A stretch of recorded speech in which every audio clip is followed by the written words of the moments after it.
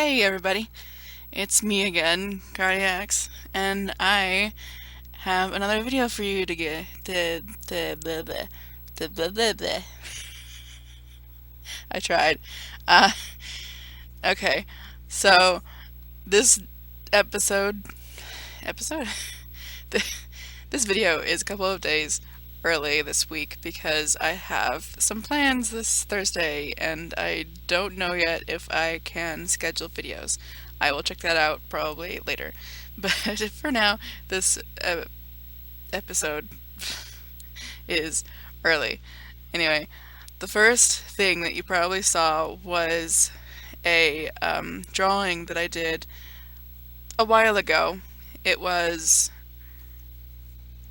characters from one of my closest friends' book, and it was before I actually read the book. So what I'm drawing now is an updated version. So this is kind of a draw this again challenge. So I hope you enjoy it. Um, I really loved the book, so that's one of the reasons why I absolutely had to draw it again. She didn't even ask me to. I just had to because I loved it so much. Anyway, um, the characters are just so relatable and fun and interesting, and it's just so well thought out, and the story is um, the timeline, I guess, is well detailed and everything. Um, I don't want to give too many spoilers because I hope it will be actually published eventually, but um, the main story is that these young hunters come back from a hunting trip as a kind of coming of age thing, and they return to their village to find that it has been destroyed. So they have to retreat into their beloved woodland to hide from the people who destroyed their friends and their family and their entire life, really. So the story describes them being found by the people who destroyed their village, and in the book they have to run, pretty much. They pack up everything and they start migrating. They're found anyway, of course, due to the um, general, I guess, that is leading the military that's trying to find them. And I think it's quite, um, what's the word? Extreme. Because the the people who destroyed their village, they're all militaristic. Is that even a word? I don't know. Uh, and they're all looking for these hunters. Essentially, they are peaceful people and they're self-sufficient and they don't do much with other people in the world. They're just really peaceful and anyway. So the the book's title, I believe, is Defiance, and I love that title because in the book the kids decide to stop hiding and stop running. So it's a perfect title, and the final battle is amazing. I don't want to spoil it all, but I do intend to do an animation kind of thing. Like, I want to learn how to animate, and I was going to try doing that today, but I also wanted to finish this video. So, um, uh, my brain is loading. Hold on. What I intend to do is I intend to do a kind of movie, an animated movie for the book because I do love it so much and I want to support my friend as much as I can. And yeah, so that may happen eventually, like possibly in the next few years, because it's when I say movie, I don't mean a short video, I mean an actual full-length movie. So essentially, if I end up doing this, my friend's gonna get like a full-length trailer for her book. Because why not, right? Who needs a short trailer anyway when you can have an actual movie to preview a book? No. Um, Maybe by then the book will actually be published and available, and if it is, I will try to come back to this video when that happens and link to where one can find it. But since it's not currently available, I can't do that. um, anyway, one thing you may have noticed about the original drawing that I did for the characters, it was done traditionally, and the reason for that is because I was having some technical difficulties when I was doing that, and I couldn't get my tablet or whatever it was that I was having trouble with to work for me. So in the end, I printed it out and used some Copic markers to color it. I still actually do have the original file on my computer, and I doubt I'll actually finish it. If I do finish it, I may tweak it and change some things and everything, because it looks very flat to me. Anyway, I do actually really like how the latest version came out, because as most artists will say, they tend to struggle with drawing hands, and I actually really liked how the hands in this drawing turned out, especially the ones that are holding on to each other, the ones clasping there. uh, I actually I struggled with the right hand, the right claw, I guess, of the cloaked woman, because that perspective and pose was something I've not really tried before, and really I ended up doing a lot of things in this drawing that I've not tried before. So I learned quite a few things, I think. Later, I actually do add a background that is a bit inspired by the book, because in the book it's set in wintertime, and I tried to actually paint snow. I've never tried to do that before, really, aside from the simple open triangles, like when you're drawing mountains without going into detail, and they're just triangles, typically without a baseline. Yeah, aside from doing that, I don't think I've ever tried to draw or paint a winter woods scene before, so I was playing around with that.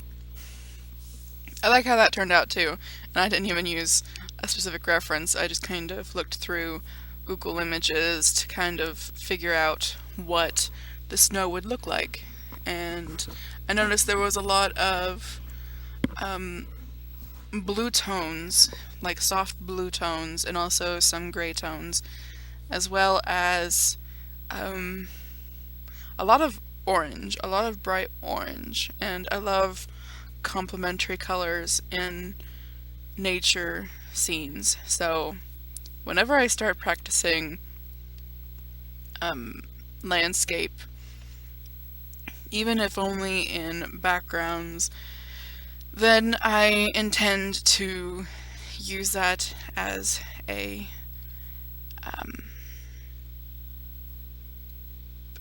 practice point. I will probably be inspired by that, is what I'm trying to say. I just love complementary colors and how well they bounce off of each other and just pop together. For example, orange and blue. Yeah, those are complementary colors, and so are supposedly purple and yellow. I don't really see it, but supposedly those are complementary colors. Also, red and green are complementary. Yeah. Anyway, what else do I say?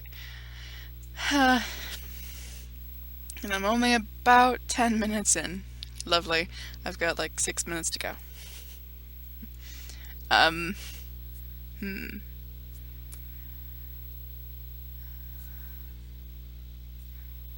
I guess I'll talk about animation.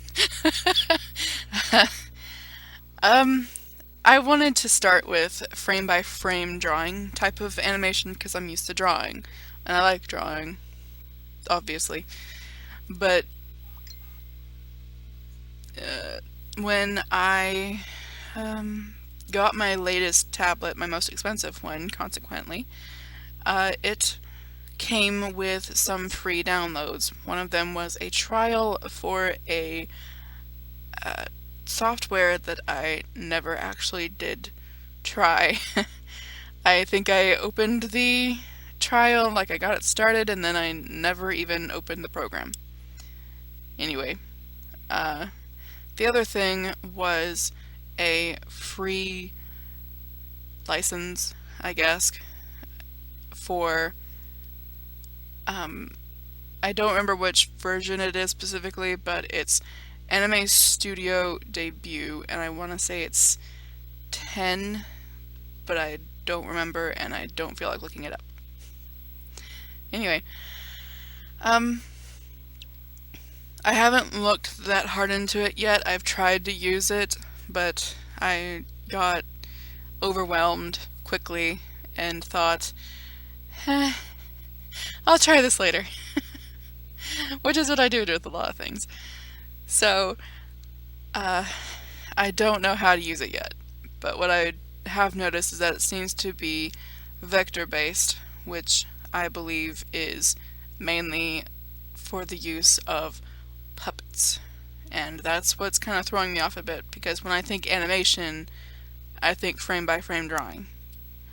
So, if I do animation, it'll possibly be with Anime Studio, because I've tried using Flash and I don't like it that much. I just don't like how it's set up. I don't like the extreme simplicity of it. And also when I got Flash, it was a free version, and I got a license for it, a free license kind of thing, and it worked. It works. I can use Flash, but the thing is that every single time I use Flash, I have to resubmit that license. So, I open Flash, it asks me for the serial number or license or whatever you want to call it, and I have to put it in and then I can use it. But that happens every single time that I try to open Flash, and that gets very annoying, and I don't even like Flash that much to deal with that. It's not a huge problem, but it is when I have to keep looking up the number.